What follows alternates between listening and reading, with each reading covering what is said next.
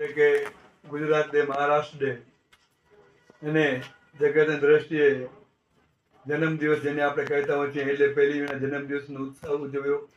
તો જે તે વખતે પણ વાત કરી હતી કે આ વખતે જેને આ કાશ્મીરમાં આતંકવાદી જે હુમલો થયો એમાં માત્ર ને માત્ર નિશાન બનાવ્યા હોય તો હિન્દુઓને નિશાન બનાવેલા છે.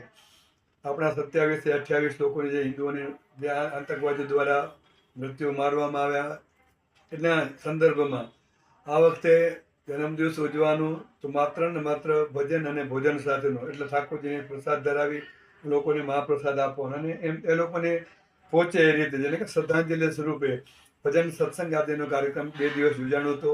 ને આજની તિથિની વાત કરીએ તો વૈશાખ સુદ પાંચમ એટલે કે અમારા સચ્ચિદાનંદ સંપ્રદાયનો જેને કહે ને એક સ્થાપનાનો દિવસ કે ધર્મનું સ્થાપન થયું એ દિવસે વૈશાખ સુદ પાંચમના.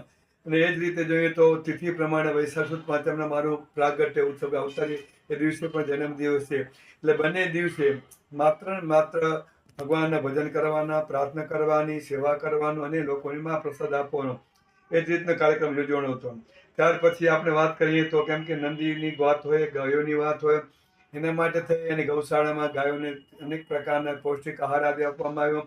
ને આજે વિશેષ કરીને નંદી શાળામાં જઈ અને નંદીઓને શેરડીનો રસ જેને કહી શકાય એવા 2 મશીન ત્યાં મંગાવી અને લગભગ 8 થી 9 ટન અવાડા આખા શેરડીના ભરી એ લોકોને શેરડીનું પાન કરાયું.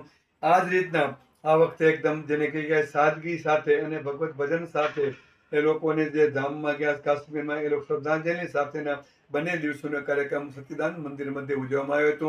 આપણા ચેનલના માધ્યમથી જે આપણા જે હિન્દુ સનાતનીઓ જે ધામમાં ગયા છે જેને આતંકવાદીઓ દ્વારા હુમલો કરી અને મૃત્યુ પામ્યા છે એને પણ હૃદયપૂર્વકની શ્રદ્ધાંજલિ અર્પણ કરી છે કે ભગવાન એના ચરણમાં વાસ આપે, એના પરિવારને શાસન આપે, એનું જીવન જીવવા માટેની શક્તિ આપે.